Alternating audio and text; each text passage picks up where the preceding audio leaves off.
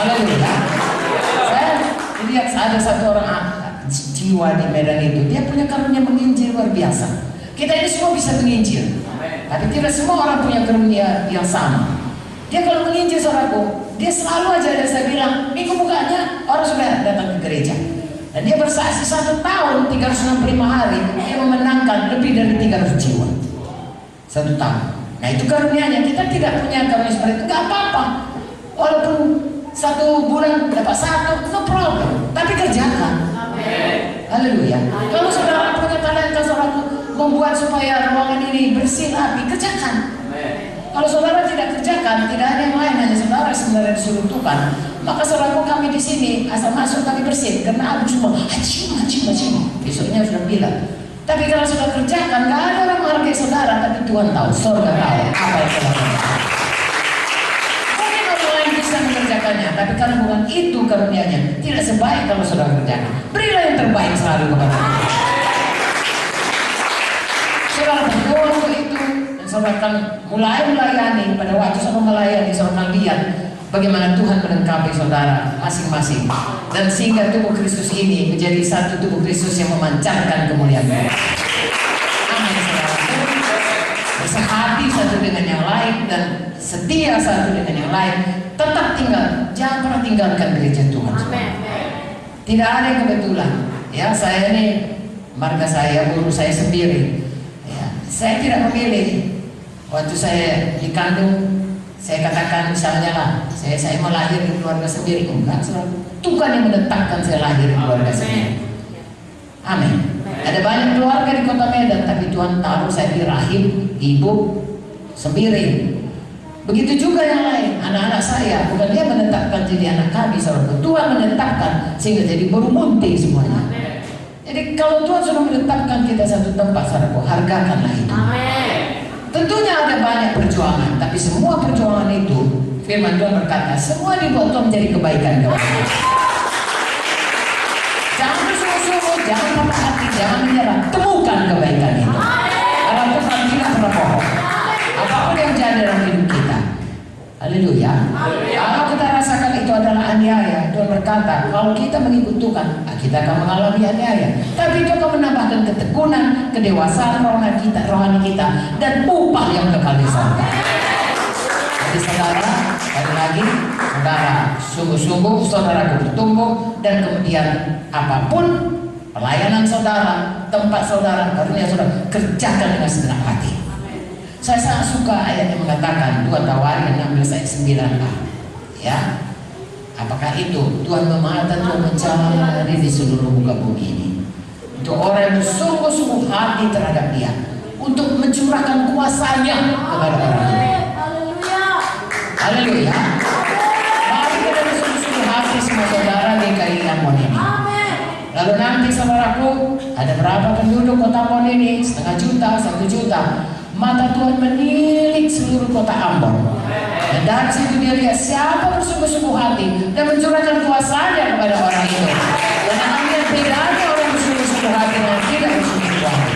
Membaca buku Maliaki mengatakan demikian. Sehingga kadang-kadang kita heran, ya, orang heran, kita pun heran. Kenapa saudaraku? Ya, tempat itu yang seharusnya bukan bagi saudara, Tuhan buka bagi saudara. Kenapa? Karena Tuhan mencurahkan kuasanya. Seharusnya saudara mengalami ini, ternyata saudara tidak mengalami hal yang tidak baik. Tuhan melepaskan saudara dari hal itu. Seharusnya untuk saudara tidak begitu besar, tapi Tuhan berikan saudara sangat berlimpah. Karena Tuhan suka mencurahkan kuasanya. Temukanlah saudaraku, kasih karunia Tuhan melimpah-limpah dalam hidup saudara, karena saudara bersungguh-sungguh hati kepada Tuhan. Haleluya. Yang terakhir saudaraku, saya minta tadi dikatakan sini, ya, beranak cucu itu, yaitu beranak cucu rohani, mari jangan pernah berhenti memberitakan Injil. Kalau kita perjamuan kudus 1 Korintus 3 pada dikatakan diberitakan kematian Tuhan itu sampai Dia datang kembali. Artinya saya dan saudara harus memberitakan Injil. Pada waktu kita menerima perjamuan kudus, kita mengerti Yesus mati bagi kita, dan kita harus memberitakannya sampai Dia datang. Tidak sulit memberitakan Injil, saudaraku. Mengapa? dimulai dari hati yang mengasihi. Haleluya. Mengasihi Tuhan, percaya betapa besar kasih-Nya, dan kita rasakan itu. Ya, saya selamat saudaraku pada waktu saya diajak kawan saya KKR kebaktian Paskah. Waktu itu Yesus, saudaraku, kor menyanyikan dan firman Tuhan, semua sudah kuserahkan bagiku. Apa yang kuserahkan bagiku? Paskah kita bicara mengenai kematian Tuhan. Semua sudah kutanggungkan bagiku. Dan saya tahu betul bagaimana kesengsaraan Tuhan. Tadinya itu hanya cerita, tapi pada hari itu saya rasakan betapa Dia sangat mengasihi saya, sehingga Dia menanggungkan semua sengsara itu. Apa yang kutanggungkan bagiku? Semua sudah kuberikan, sudah kuserahkan, sudah kutanggungkan. Apa yang kau berikan bagiku? Apa yang kau serahkan bagiku? Apa yang kau tanggungkan? Saya menangis, saya katakan, Yesus Tuhan, seluruh hidupku Tuhan, untuk Tuhan kalau Jerusalem.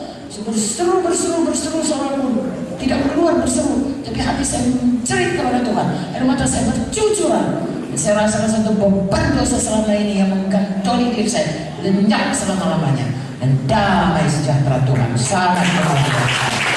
Sejak itu, saudara, seperti kata Paulus, akan penglihatan yang aku terima itu aku tidak pernah tidak setia.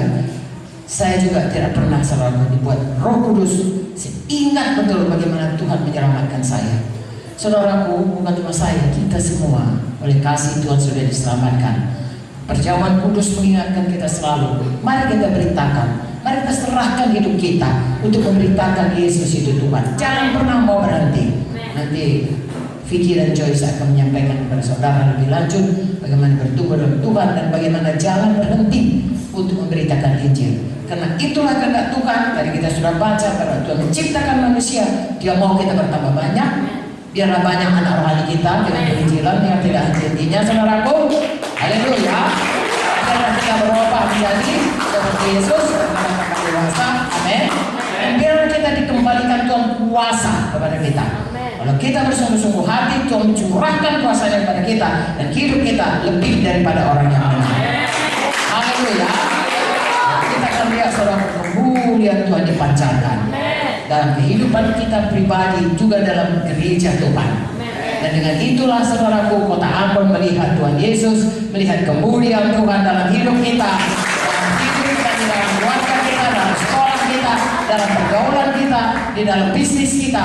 Lalu Tuhan pada waktu Dia ditinggikan dalam hidup kita, maka Dia akan menarik orang datang kepada Dia. Itulah kesaksian kehidupan saudaraku yang berikan Tuhan. Ya, pada waktu Tuhan berkata, penuhkan dengan Roh Kudus. Memang kita bahasa roh, memang kita menginjil dengan urapan, tapi juga hidup yang diubahkan.